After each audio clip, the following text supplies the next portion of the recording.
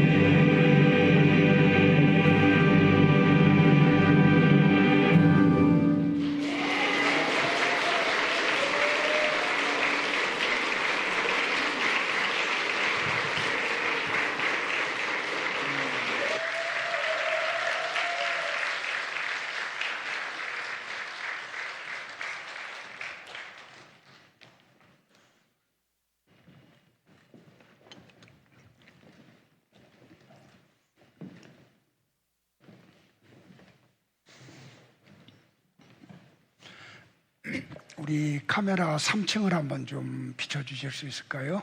우리 곽춘희 권사님 잠깐 좀 일어서 주실래요?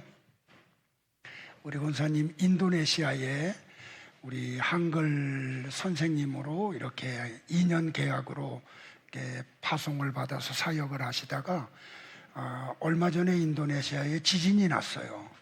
그래서 이렇게 좀 넘어지셔가지고 팔을 다치셔서 카톡으로 해서 나는 인도네시아에서 이렇게 보내신 줄 알았더니 이렇게 오셨어.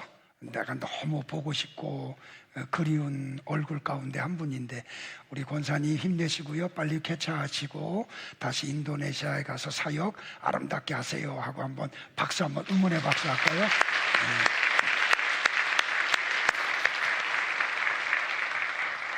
네. 권사님 오니까 따님 얼굴도 봐서 너무 좋다. 우리 옆에 분들하고 같이 한번 이렇게 인사 한번 할까요? 힘내세요 하고요.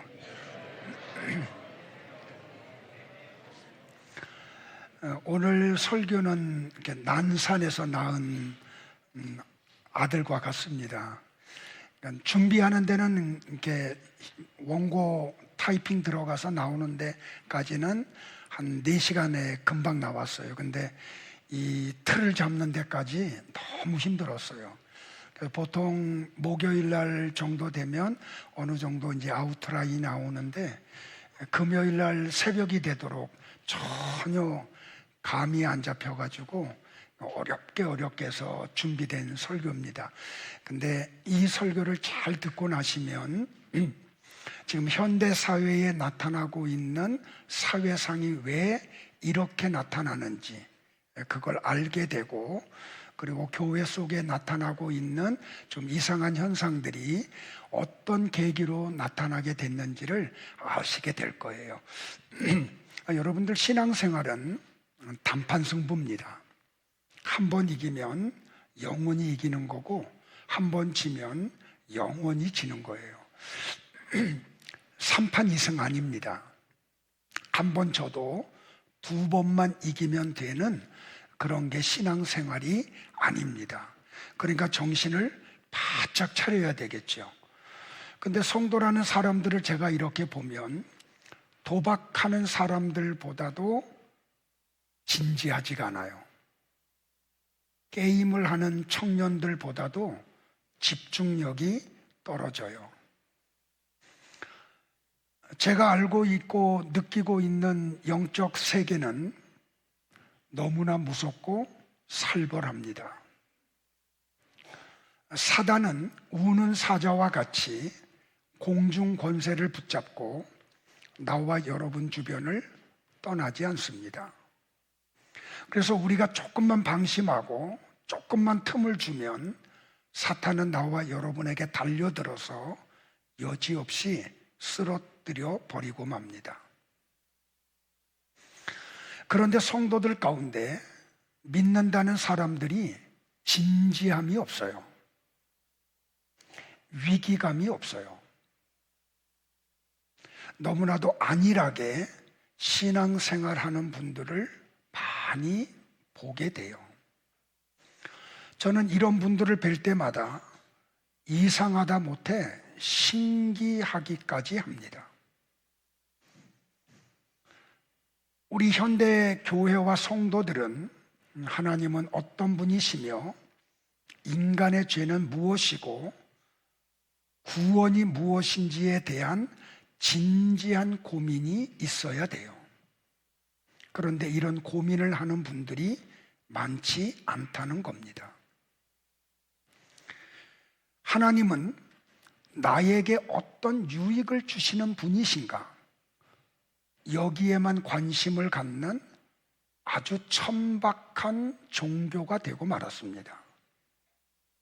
그래서 성도라는 사람들이, 교회들이 어떻게 하면 하나님을 기쁘시게 할까 보다는 어떻게 하면 나에게 유익되는 것을 하나님을 통해서 받아낼까? 그래서 예배의 목적과 기도의 목적과 헌신의 목적과 헌금의 목적이 여기에 집중되고 있습니다. 그러다 보니까 강단에서 선포되는 설교가 기복적이고 현실 중심적으로 흘러가고 있다는 걸 여러분은 느끼실 겁니다. 그리고 이런 설교가 환영을 받고 그런 설교자들의 인기가 치솟고 유명 인사가 되는 것이 오늘날 교회의 현실이기도 합니다. 사람들은 자기 귀에 듣기 좋은 설교를 좋아합니다. 사람들은 자기 기분을 맞춰주는 교회를 찾아다닙니다. 그리고 그런 설교가 진리인 것처럼 들립니다. 실용주의와 자본주의에 젖은 서구 교회는 십자가의 신앙을 퇴색시켜버리고 말았습니다. 그런데 언젠가 한국 교회도 그렇게 퇴색되고 말았습니다. 왜 지상의 교회가 죽어가고 있습니까? 건물들은 있고 십자가에 네온 사인은 밤하늘을 밝히고 많은 사람들이 성경 찬송을 들고 교회를 출입함에도 불구하고 왜 지상교회는 이렇게 힘이 없습니까? 사탄의 전략에 넘어갔기 때문입니다. 사탄이 전략을 바꿨습니다. 예전에는 성도들을 잡아들이고 때리고 고문하고 죽였습니다. 그렇게 기독교를 박해했고 성도들을 박해했습니다. 그런데 사단의 전략이 바뀌었습니다. 교회를 편안하게 합니다. 성도들을 안락하게 만들어 버립니다. 그리고 이 사단은 가짜 복음을 만들고 복음의 유사품을 만들어서 교회에다가 집어넣어 버리고 말았습니다. 복음은 불변하는 진리입니다. 복음은 시대나 상황에 따라서 달라지지 않습니다. 다시 말하면 구원은 예수 그리스도를 통해서만 이루어집니다. 시대가 바뀌었다고 예수님 외에 다른 이름으로 구원받는 일은 없습니다. 상황이 바뀌었다고 예수 외에 다른 인간의 이름으로 구원받는 일은 없습니다. 그것은 진리가 아닙니다. 예수님만이 구원자고 예수님만을 믿어야 구원받는 이것이 복음의 진리입니다. 절대 진리입니다. 그래서 복음은 변하지 않습니다. 2000년 전의 복음이나 지금의 복음이나 동일합니다. 그런데 사단이 언제부턴가 모든 시대마다 시대 사상이 있는데 타락한 인간들을 통해서 그 시대에 맞는 사상을 만들어냈습니다. 특별히 머리 좋은 사람들을 통해서 말입니다. 그래서 모든 시대를 보면 그 시대의 시대 정신이 존재합니다. 예를 들면 모더니즘입니다. 포스트 모더니즘입니다. 계몽주의고 민주주의고 종교 다원주의고 지금 강력하게 나타나고 있는 시대 사상 가운데 하나는 뉴 에이지 운동입니다. 하나님의 복음과 사탄이 만든 모든 시대 정신은 대립을 합니다. 사탄이 세상의 풍속과 사람들의 정신을 다스리기 때문에 그렇습니다. 복음이 변질이 되면, 시대 정신에 굴복을 하면 복음은 변질이 되고 맙니다. 언젠가 말씀을 드렸지만 언더우드와 아펜젤러 선교사님, 토마스 선교사님이 복음을 들고 조선 땅에 들어왔고 그 복음이 한국 교회에 토착화되는 과정 속에서 성경적이지 않은 것들이 교회 안에 너무 많이 들어와 버렸습니다. 우리가 분별력이 없으면, 우리가 성경을 온전히 알지 모르면 교회 안에서 신앙생활을 하지만 무엇이 진리고 무엇이 가짜인지를 구별하지 못하게 됩니다. 지금 세상은 이런 각 시대마다 만들어진 시대 정신의 영향을 받아서 사람들 속에 아픔이 찾아옵니다. 오늘은 제가 4가지만 여러분들에게 설명을 드려서 어떻게 이런 시대 정신이 지금 사람들을 점령해 버렸고, 그리고 교회 속에 들어와서 교회를 타락하게 했는지 저는 먼저 그것을 가르쳐 드리고, 그 후에 우리는 그러면 어떻게 살아야 되는지에 대한 내용을 가지고 오늘 말씀을 대연하겠습니다. 사탄이 만든 시대 정신이 있습니다. 첫 번째는 모더니즘입니다. 17세기까지는 사람들이 그래도 교회를 경건하게 여겼습니다. 그리고 성경의 권위를 인정했습니다. 18세기가 되면서 인간의 이성과 과학이 발달하기 시작을 했습니다. 그러자 인간의 이성으로 성경을 비판하기 시작을 했습니다. 그래서 성경에서 나오는 비이성적인 부분들을 성경에서 빼는 일들이 벌어졌습니다. 이것이 신학을 지배를 했고, 이 신학을 한 분들이 한국교회 신학교회 교수로 들어왔고, 많은 목회자들을 그 사상으로 가리켰습니다. 대표적인 게 문소설입니다. 그리고 그들은 성경에서 비이성적인 부분을 빼기 시작을 했습니다. 창조라든지 기적이라든지 예수님의 부활이라든지 천국과 지옥, 이런 것들은 성경에서 다 빼자고 주장을 했습니다.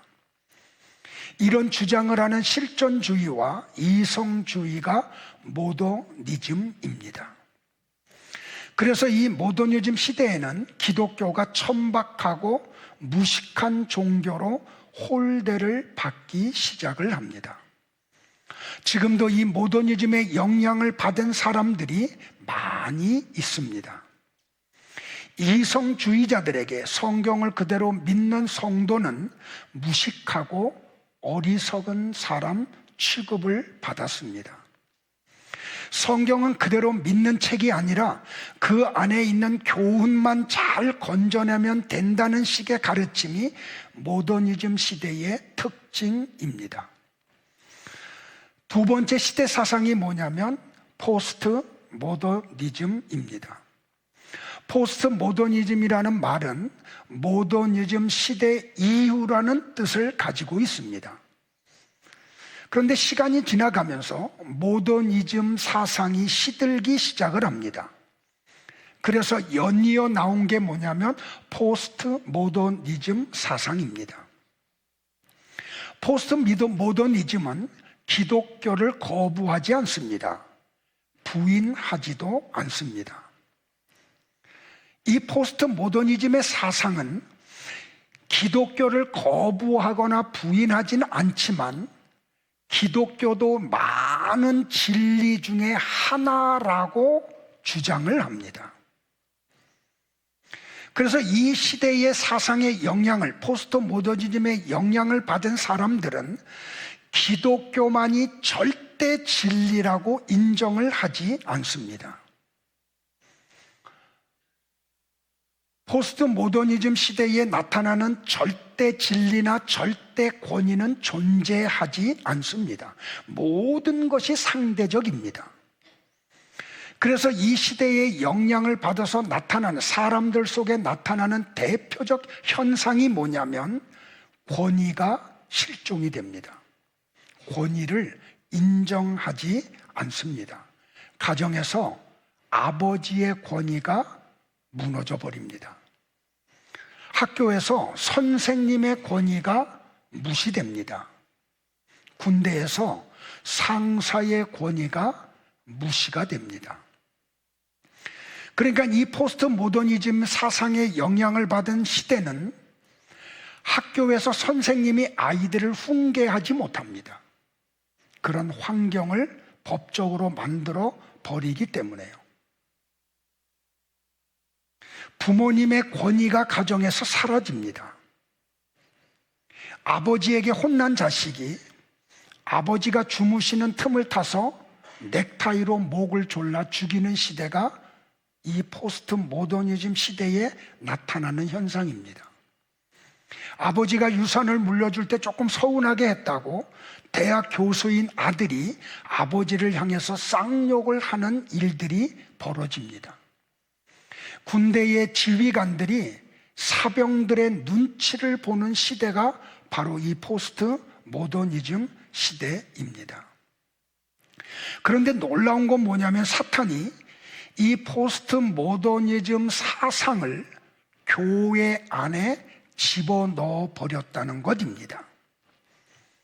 그래서 이 영향을 받은 많은 사람들이 하나님만이 절대적이고 불변한 복음만을 전하는 목사나 교회를 싫어합니다. 이 영향을 받은 사람들은 모든 중심이 자기 중심입니다. 자기를 인정하는 교회나 목사를 쇼핑하러 다닙니다. 그래서 교회에 이런 사람들을 많이 숫자를 늘려야 되기 때문에 교회에 복음의 종류가 다양하게 일어나기 시작을 합니다. 그래서 기복주의가 일어나고 신비주의가 일어나고 자유주의가 교회 안에 들어옵니다. 그래서 교회나 목사가 사람이 좋은 것을 선택하고 제발 나와주기만을 구걸하는 시대가 되고 말았습니다. 교회에서 책망이 사라졌습니다.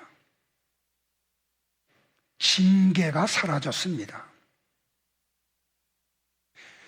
사람이 설교자를 자기 구미대로 선택하고 평가를 합니다. 나는 우리 목사님이 참 좋아. 목사님 설교에 은혜도 받아. 그런데 목사님이 너무 외골수로 기독교에만 구원이 있다고 강조하는 건 나는 동의 못해.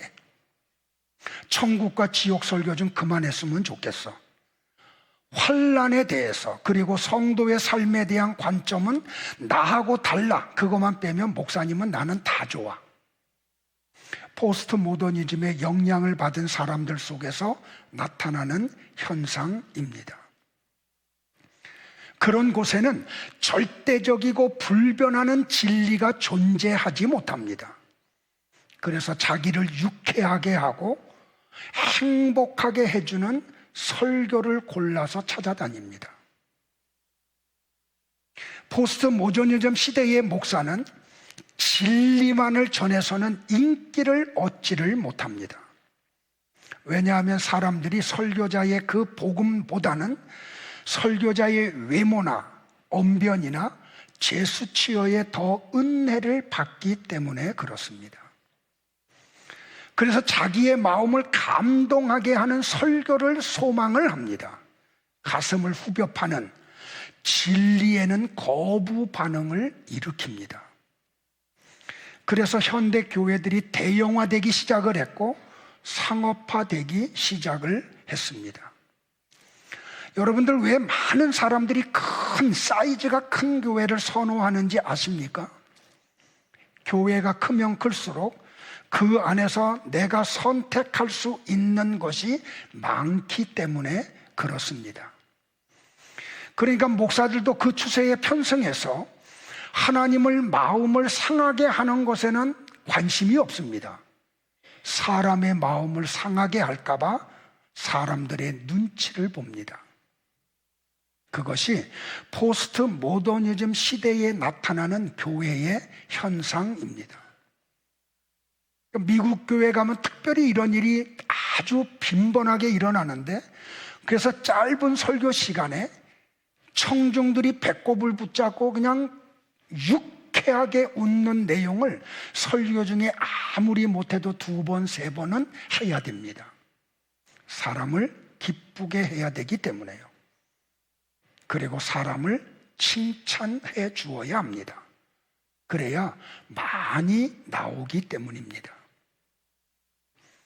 그 다음에 20세기 말로부터 시작된 강력한 시대 운동이 뭐냐면 여러분도 잘 아는 뉴 에이지 운동입니다.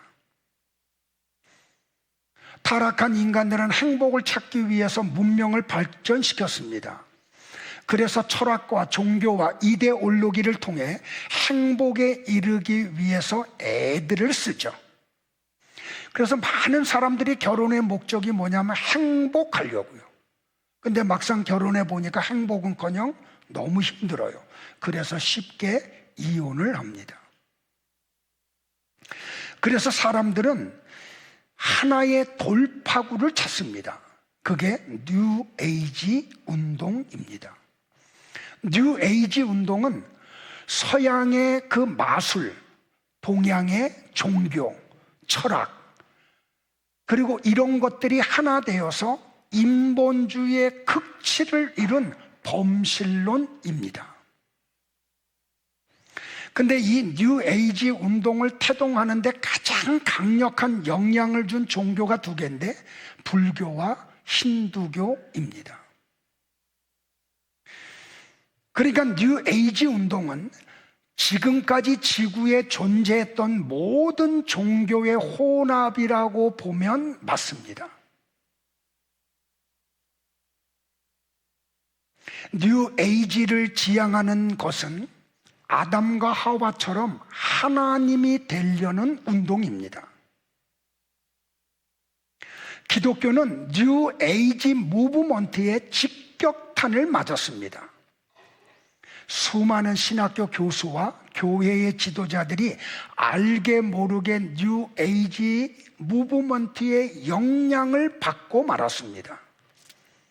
이 뉴 에이지 운동의 그 주장하는 게 뭔지 아세요, 여러분들? 모든 것은 하나입니다. 모든 종교가 하나다. 모든 것이 신이다. 그리고 마지막에 도달하는 곳이 뭐냐면 인간이 바로 신이다. 이게 뉴 에이지 운동입니다. 여기서 나온 많은 것들이 뭔지 압니까, 여러분들? 대표적인 게 음악이에요. 또 하나 얘기할까요? 요가예요. 예전에 인도에서 30년 넘게 선교를 했던 선교사님이 우리 교회 와서 보고하실 때 이런 말을 했던 거 기억나세요? 요가의 모든 동작은 귀신을 받아들이는 동작이라고요. 근데 이게 뭔지 모르는 사람들이 요가를 배우러 다녀요. 건강해지려고. 건강해야 행복하니까. 지금도 집에서 요가를 하는 분들이 있어요. 혹시 여기 그런 분들 계십니까? 오늘부터 당장 멈추세요. 여러분이 그 행동 하나하나 하는 것이 귀신을 내 몸으로 받아들이는 행동이기 때문에 그렇습니다. 이 뉴 에이지 운동을 받아서 나타나는 현상이 또 뭐예요? 명상입니다. 그래서 여러분들 명상을 요새 어디서 많이 하던가요? 안 해봐서 몰라요? 잘하셨어요, 안 하기를. 절에서 많이 하죠. 그리고 대표적인 게 뭐예요? 점 보는 거예요. 그래서 우리도 모르게 텔레비전에 나오는 그 연예인들, 그 기독교인이라고 입으로 고백하는 이 사람들이 홍대 가서 뭐예요? 타르. 그 그림 이상한 거 뽑아가지고 그 사람이 말하는 거에 영향을 받아요. 그게 뉴 에이지 운동이 만들어낸 부산물들입니다. 근데 이게 교회 안에 들어와 있잖아요. 그래서 손금 보자 그래요. 환상 본다 그래요. 그래가지고 우리의 삶의 미래를 예측을 해요. 그리고 그 사람의 예측에 우리는 영향을 받아서 일희일비를 하죠. 그게 뭔지도 모르고 말이에요. 네 번째로 나타나는 시대 정신이 뭐냐면 종교 다원주의입니다. 종교 다원주의가 뭐냐면 구원은 모든 종교에 있다는 거예요. 그러니까 불교를 통해서도 천국 가고, 힌두교를 통해서도 천국 가고, 회교를 통해서도 천국 가고, 교회를 통해서도 천국 가고, 샤머니즘을 통해서도 천국 간다는 거, 이게 종교 다원주의입니다. 그런데 많은 교회가, 목사들이 종교 다원주의를 받아들였습니다. 제가 미리 말씀드릴게요. 수요일이 4월 초파일이죠. 뉴스 한번 유심히 보세요. 어떤 목사라는 사람들이 석가의 탄신을 축하하는 메시지를 띄울 겁니다. 교회들이, 어떤 교회가 플랜카드를 걸어요. 석가의 탄신을 축복한다고요. 종교 다원주의의 영향을 받은 사람들과 교회들입니다. 그들은 1년에 몇 차례씩 모임을 갖죠. 그리고 그들은 하나가 돼요. 그래서 개혁주의 교회를 비판하고 비웃고 공격을 하죠. 왜곡됐다고, 독선주의자라고. 가톨릭은 이미 오래전에 종교 다원주의를 받아들였죠. 보편주의라고 하는 부드러운 이름을 씌워서 말이에요. 그러나 종교 다원주의는 사탄의 가르침이고 사상입니다. 그러니까 그들은 뭐라고 말하냐면, 남산에 올라가는 길이 여러 길이라고, 장충동으로도 올라가고 저 충무로에서도 올라갈 수 있고 이태원에서도 올라갈 수 있다고. 마찬가지로 천국도 기독교만을 통해서 올라가는 곳이 아니라고, 여러 종교를 통해서 길이 다를 뿐이지 마지막 도착하면 도착하는 곳은 똑같다고. 이게 종교 다원주의에서 나온 사상입니다. 자, 오늘 이렇게 4가지 시대 사상에 대해서 여러분들에게 언급을 했는데, 여러분들은 지금 어떤 느낌을 가지고, 지식을 가지고 분별하고 신앙생활을 하고 계십니까? 너무나 많은 시대 정신이 우리 주변에 있는 게 보이죠. 어떤 것들은 나도 모르게 나의 안에서도 나오고 있는 것들이 있음을 발견하게 될 거예요. 여기서 우리는 분별력을 키워야 돼요.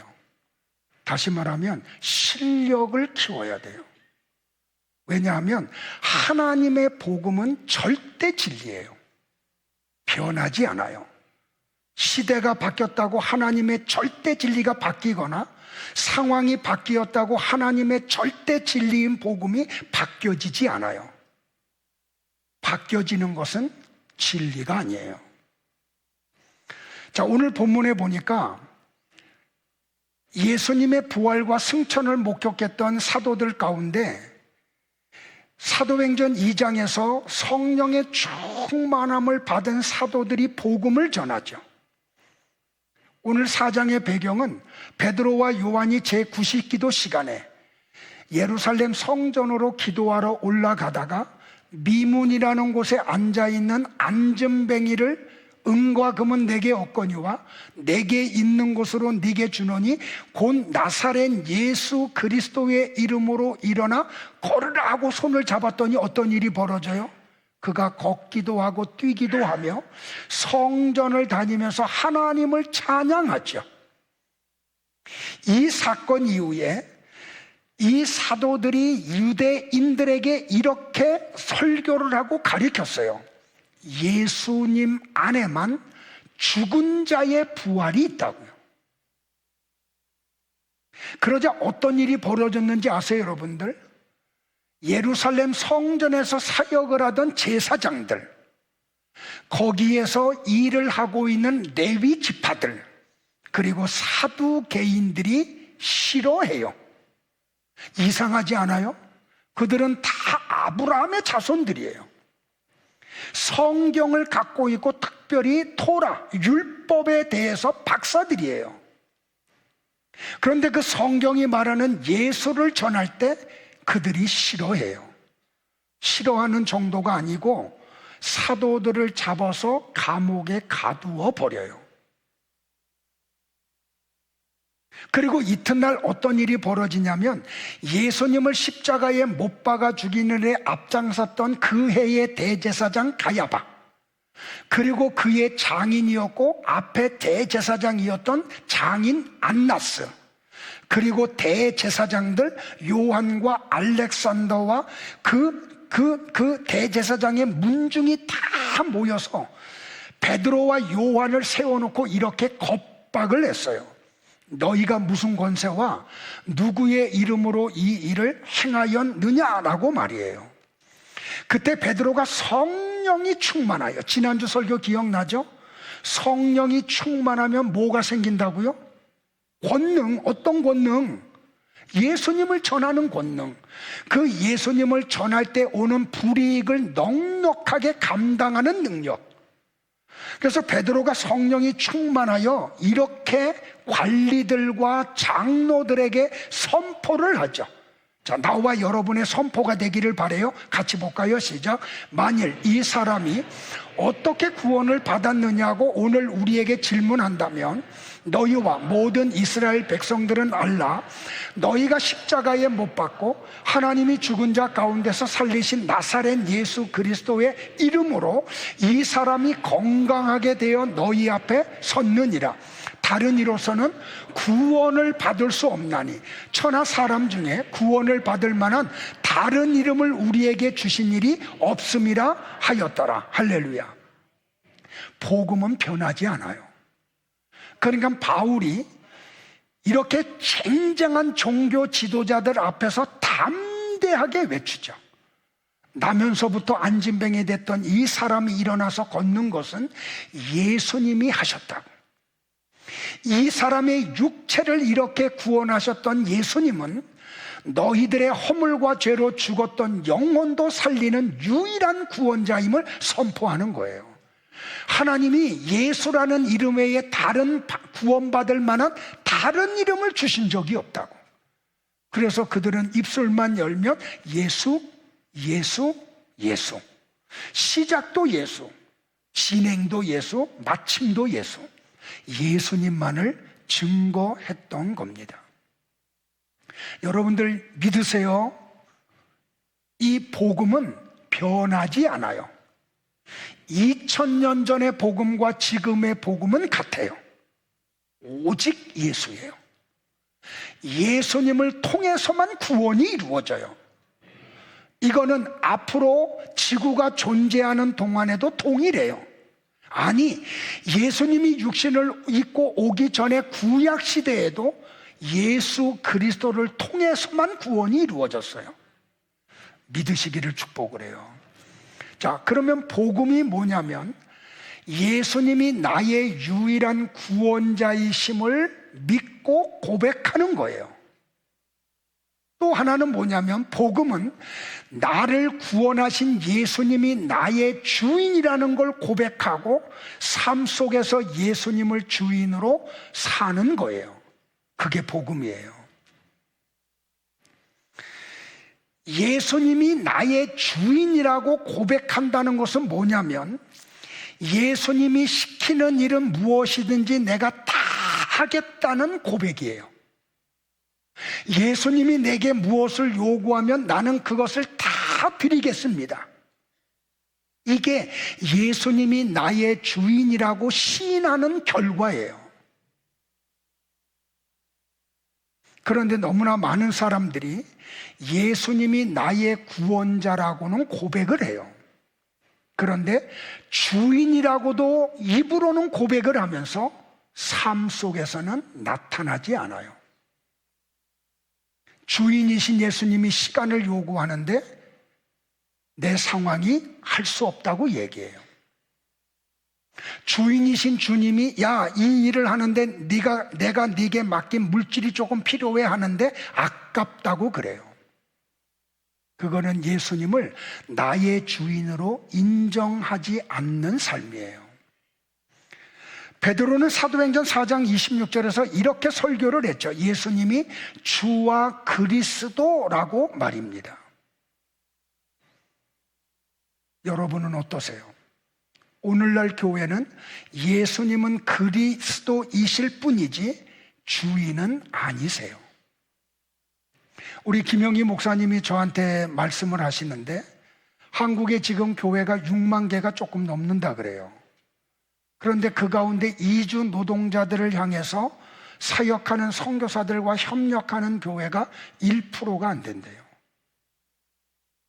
오직 관심이 우리 교회. 저는 예수님이 나의 구원자이실 뿐만 아니라 나의 주인이심을 믿고 고백하고 살기를 원합니다. 그래서 우리 교회를 이 일에 쓰기를 원하시면 저는 얼마든지 쓰임 받기를 소망을 해요. 반더벌이라고 하는 신학자가 있습니다. 그분은 이런 표현을 했어요. 예수님을 구원자라고는 믿고 인정을 하지만 나의 주인으로 인정하지 않는 복음은 반쪽짜리 복음이다. 그리고 존 맥처라고 하는 목사님은 반쪽짜리 복음은 복음이 아니다라고 말을 했습니다. 이 두 분 목사님의 말을 종합해서 보면 예수님이 나의 구원자이심을 믿고 고백하고 영혼의 구원을 받았다고 하면서도 예수님을 나의 삶의 주인으로 받아들이지 못한 사람은 구원을 받지 못한 것이라고 단정 지을 수가 있습니다. 잘 들으십시오, 여러분들. 하나님은 여러분들의 도움을 도와주는 헬퍼가 아니십니다. 하나님은 여러분의 주인이십니다. 근데 한국교회, 제가 중고등학교 때부터 청년부까지 심지어는 전도사와 목사가 됐을 때까지도 하나님 앞에 이렇게 기도를 많이 드렸죠. 내 상황이 이렇습니다. 하나님 도와주세요. 내가 지금 물질이 필요합니다. 하나님 물질 주세요. 내가 지금 건강이 많이 안 좋습니다. 하나님 건강 회복시켜 주세요. 하나님을 헬퍼로만 알고 있죠. 그래서 지금도 너무나 많은 사람들이 교회에 와서 기도하는 내용이 다 뭐예요? 하나님 이것도 해주시고 저것도 해주셔야 돼요. 교회들이 하나님 앞에 뭘 요구해요? 우리 교회가 건축을 해야 돼요? 돈 좀 주세요. 하나님을 헬퍼로만 여기고 있어요. 다시요, 하나님은 나와 여러분의 주인이십니다. 바울이 로마서 11장 36절에서 고백했듯이 이는 만물이 주에게서 나오고 주로 말미암고 주에게로 올라갑니다. 영광이 세세토록 하나님께 있을지어다. 그러면 우리는 하나님에게서 나온 사람들이죠. 하나님의 보호 속에서 살아가고 있고 언젠가 하나님에게로 돌아가야 하는 분들이에요. 그렇다면 나와 여러분들은 이 세상에 사는 동안 나를 향한 하나님의 뜻이 무엇인지를 아셔야 되겠죠. 그리고 그 하나님의 뜻을 이루어 드려야 돼요. 바울은 로마서 10장 9절에서 분명하게 이렇게 선포를 했어요. 같이 선포할까요? 시작. 네가 만일 네 입으로 예수를 주로 시인하며 또 하나님께서 그를 죽은 자 가운데서 살리신 것을 네 마음에 믿으면 구원을 얻으리라. 성도 여러분들 잊지 마십시오. 예수 그리스도 외에 다른 복음은 없습니다. 예수 그리스도 외에 다른 기쁜 소식은 존재하지 않습니다. 그러므로 우리는 그 예수님이 나의 구원자임을 입으로 시인하고 믿으시기를 축복을 합니다. 그리고 자동적으로 열매가 맺히듯이 그분은 나의 주인으로 알고 그분이 내게 요구하는 것이 무엇이 됐든지 하나님이 요구하는 것을 그때에 정확하게 드리는 하나님의 사람들이 되기를 주의 이름으로 축복을 합니다. 자, 말씀을 정리할게요, 여러분들. 2000년 기독교 역사를 보면 시대마다 우리의 믿음의 선배들은 그 시대의 정신에 미혹을 받지 않았어요. 그 시대 정신에 굴복하지를 않았습니다. 초대교회의 역사를 우리가 보면 당시의 성도들은 복음 때문에 사자에 물어뜯겨서 죽임을 당했어요. 기둥에 묶이고 몸에 기름칠을 발라서 불에 태워 죽이는 화형을 당했어요. 그들은 카타콤에서 태어나고 자라나고 결혼하고 거기서 죽었어요. 그런데 이 시대 정신, 모더니즘과 포스트 모더니즘과 뉴 에이지와 종교 다원주의 시대에는 과학과 철학을 앞세운 이성주의 앞에서 성도들이 바보 취급을 당했어요. 그러면 이런 시대 사상이 지배하고 있는 이 세상에서 성도라는 나와 여러분은 어떻게 살아야 될까요? 진짜 복음과 가짜 복음을 분별해내는 능력을 가지고 계셔야 돼요. 복음의 유사품, 그게 뭔지를 여러분들은 분별해내셔야 돼요.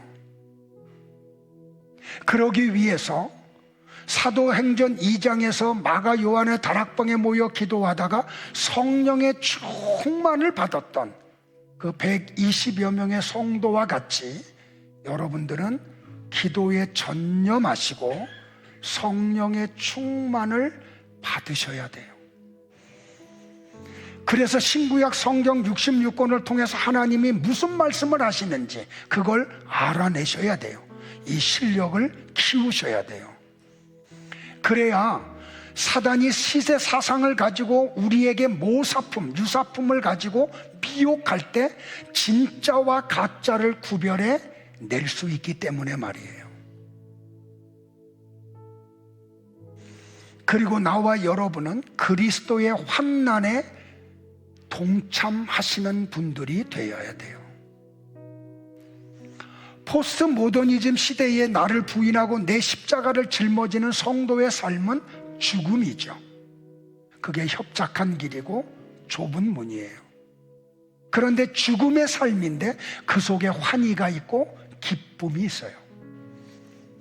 바울이 그러죠. 로마 감옥에 갇혀 있는데 그는 너무 행복했어요. 너무 기뻤어요. 즐거웠어요. 나는 이 능력이 여러분 가운데도 일어나기를 주의 이름으로 축복을 합니다. 마가복음 16장 15절로 18절에서 예수님이 제자들에게 이렇게 말씀을 하셨죠. 같이 볼까요? 너희는 온 천하에 다니며 만민에게 복음을 전파하라. 믿고 세례를 받는 사람은 구원을 얻을 것이요 믿지 않는 사람은 정죄를 받으리라. 믿는 자들에게는 이런 표적이 따르리니 곧 그들이 내 이름으로 귀신을 쫓아내며 새 방언을 말하며 뱀을 집어 올리며 무슨 독을 마실지라도 해를 받지 아니하며 병든 사람에게 손을 얹은즉 나으리라. 여러분들 예수님의 이 말씀을 복음을 전하면 슈퍼맨이 된다는 말씀이세요? 복음을 전하는 전도자도 독에 물리면 죽어요. 그러면 예수님의 이 말씀은 무슨 뜻일까요, 여러분들? 사단이 타락한 인간들을 통해서 만들어 놓은 시대 사상,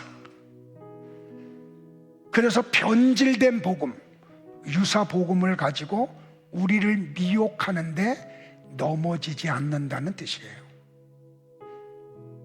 그래서 그들과 같이 종교 다원주의들과 같이 하나 되지 못할 때 외톨이가 되고 따돌림을 당하고 손가락질을 당하고 비웃음을 쏴요. 그래도 끝까지 인내하는 것을 이야기해요. 제가 이태리에서 사역을 할 때 이 종교 다원주의 운동이 내가 있던 지역에서 있었어요. 그래서 성당의 신부와 통일교회 또 어떤 사역자 그리고 모든 종교의 지도자들이 한 자리에 모였고 저를 초대했어요. 하나 되자는 거죠. 우리는 어차피 다 진리를 가지고 있는 사람들이니까, 지도자들이니까 우리가 하나 돼서 이 우둔한 백성들을 깨우치자는 거죠. 저는 그 초대를 받았을 때 거절을 했어요. 그것 때문에 많이 힘들었어요. 그 모임에 참여하지 않음으로 말이에요. 그런데 내 안에는 세상이 알지 못하는 기쁨이 있었어요. 세상이 주지 못하는 평안이 자리 잡고 있었어요. 여러분은 어떻게 하든지 하나님의 말씀을 아셔야 돼요. 그리고 여러분이 정말로 성도라고 하면 예수님이 말씀하신 표적이 나와 여러분의 삶 속에서 나타나야 돼요. 저는 이런 생각을 간혹 해요. 오늘도 좀 일찍 일어나서 비 온 뒤라 산책을 했어요. 1시간 조금 넘게요. 너무 아름답더라고요. 그 나뭇잎 사이로 들어오는 햇살이 그렇게 아름다울 수가 없어요. 비를 맞고 난 그 이파리들의 그 푸릇푸릇한 청청함이 그렇게 멋있을 수가 없어요. 그러면서 기도했어요. 오늘 설교를 묵상을 했어요. 그러면서 무슨 생각이 들었냐면 지금이 2000년 기독교 역사 속에서 가장 신앙생활하기 어려운 시대라는 걸 깨달았어요. 진짜 복음을 들고 진짜 복음이 요구하는 삶을 살아내는 게 너무 힘든 시대예요. 너무 유사품이 많아서 분별하는 게 어려워요. 분별을 했다고 하더라도 그 길을 끝까지 걸어가는 게 너무 힘들어요.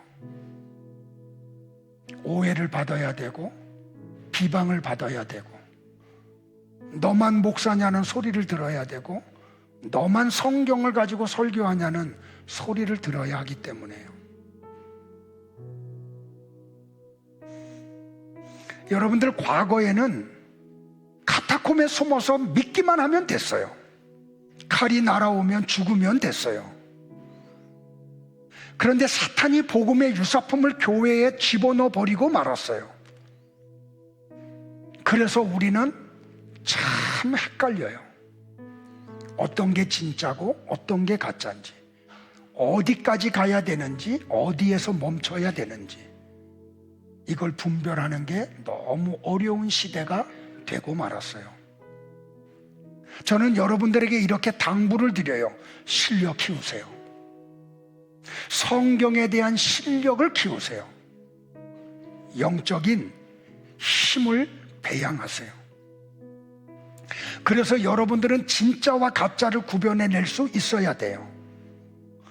성도인 여러분들은 어떤 현상이 나타나는지 저는 잘 알아요. 제가 그래서 이런 얘기를 당부드려요. 어떤 사람 이름 뒤에 목사라는 타이틀이 붙으면 여러분들은 무조건 신뢰를 해요. 그분에서 입에서 나오는 모든 내용은 다 복음이라고 단정을 지어버려요. 가짜들이 많음에도 불구하고 말이에요. 여러분들은 부지런히 기도하셔야 돼요. 부지런히 공부하셔야 돼요. 어떤 분들이 저한테 이런 질문을 던져요. 목사님, 왜 그렇게 어렵게 신앙생활해야 합니까? 그냥 믿으면 안 되나요? 왜 그렇게 피곤하게 성경 공부를 강조하느냐고. 여러분들 불과 몇십 년 전만 해도, 제가 중고등학생 때만 해도 그렇게 신앙생활해도 괜찮았어요. 근데 지금은 그러지 않아요. 저 어릴 때만 해도 예수 천국, 불신 지옥 이것만 해도 됐어요. 근데 지금은 그렇게 못해요. 이 시대 사상에 영향을 받은 많은 분들이 신학교 교수가 되셨어요. 그리고 너무 오랜 세월 동안 목사님들을 양육하는 교수로 그 시대 사상의 영향을 받은 걸 가지고 가르쳤어요. 그리고 그렇게 배운 분들이 지금 지상교회의 목사들이 되었어요. 그러므로 여러분들은 진짜와 가짜를 구별해낼 수 있는 실력을 키우셔야 돼요. 왜 그런지 아세요? 천국과 지옥으로 나누어지거든요. 산상수훈의 마지막 부분에 가면 예수님이 이런 말씀을 하죠. 어떤 사람들이 예수님에게 와서 이렇게 고백해, 주여 주여 하면서 주의 일을 했다고. 주의 이름으로 선지자 노릇하고, 주의 이름으로 귀신을 쫓아내고, 주의 이름으로 권능을 행했어요. 그런데 마지막 날 뭐라 그래요? 예수님이 이렇게 얘기해요. 나는 너희들을 몰라 그래요. 그리고 너희들은 평생 동안 내 이름을 부르면서 불법을 행했어 그래요. 그러니까 여러분들이 구별을 못하면 소경을 따라가는 거죠. 그러면 같이 구덩이에 빠지고 말아요. 그래서 실력을 키우셔야 돼요. 죄송해요 집사님, 지난주에 등록한 집사님이 등록해서 제가 영접을 했어요. 낯이 익으니까 몇 달을 제가 예배 때 뵀으니까요. 그래서 등록을 하면서, 영접을 하면서 제가 이런 표현을 했어요. 드디어 등록하셨네요. 그랬더니 이렇게 말씀을 해요. 등록하는데 시간이 좀 오래 걸려서 죄송하다고. 제가 거기에 이렇게 답변을 드렸어요. 교회의 선택은 너무 중요하기 때문에 신중하게 해주셔서 감사하다고요. 왜요? 내세의 세계가 나누어지기 때문에 그래요.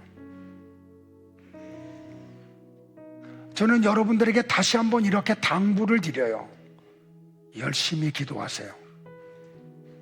성령의 충만을 받는 것은 선택이 아니에요. 성도라면 필연적으로 이루어져야 돼요. 그리고 부지런히 성경을 공부하세요. 그래서 성경을 통해서 하나님이 말씀하시고자 하는 진짜가 뭔지 알아내셔야 돼요. 그리고 그 성경이 요구하는 삶을 살아내시기를 주의 이름으로 축복을 합니다. 언젠가 우리 이 땅 떠날 날이 있잖아요. 그때 여러분들이 다 천국에서 저와 같이 만날 수 있기를 축복을 해요. 그때 여러분들이 하나님 앞에 요 말씀 한 번만 해주세요. 우리 이종률 목사님 만나서 목사님 성경을 바로 알게 됐다고. 여러분은 하나님 앞에서 나의 면류관이기 때문에 그래요. 일어나시겠습니다. 우리 산상수훈의 가장 마지막 부분을 같이 합독하고 찬양하겠습니다. 같이 볼까요? 시작. 거짓 선지자들을 삼가라. 양의 옷을 입고 너희에게 나아오나 속에는 노략질하는 일이라. 그들의 열매로 그들을 알지니 가시나무에서 포도를 또는 엉겅퀴에서 무화과를 따겠느냐. 이와 같이 좋은 나무마다 아름다운 열매를 맺고 못된 나무가 나쁜 열매를 맺나니 좋은 나무가 나쁜 열매를 맺을 수 없고 못된 나무가 아름다운 열매를 맺을 수 없느니라. 아름다운 열매를 맺지 아니하는 나무마다 찍혀 불에 던져지느니라. 이러므로 그들의 열매로 그들을 알리라. 나더러 주여 주여 하는 자마다 다 천국에 들어갈 것이 아니요 다만 하늘에 계신 내 아버지의 뜻대로 행하는 자라야 들어가리라. 그날에 많은 사람이 나더러 이르되 주여 주여 우리가 주의 이름으로 선지자 노릇하며 주의 이름으로 귀신을 쫓아내며 주의 이름으로 많은 권능을 행하지 아니하였나이까 하리니 그때에 내가 그들에게 밝히 말하되 내가 너희를 도무지 알지 못하니 불법을 행하는 자들아 내게서 떠나가라 하리라. 그러므로 누구든지 나의 이 말을 듣고 행하는 자는 그 집을 반석 위에 지은 지혜로운 사람 같으리니 비가 내리고 창수가 나고 바람이 불어 그 집에 부딪히되 무너지지 아니하나니 이는 주초를 반석 위에 놓은 까닭이요 나의 이 말을 듣고 행하지 아니하는 자는 그 집을 모래 위에 지은 어리석은 사람 같으리니 비가 내리고 창수가 나고 바람이 불어 그 집에 부딪힘에 무너져 그 무너짐이 심하니라. 아멘.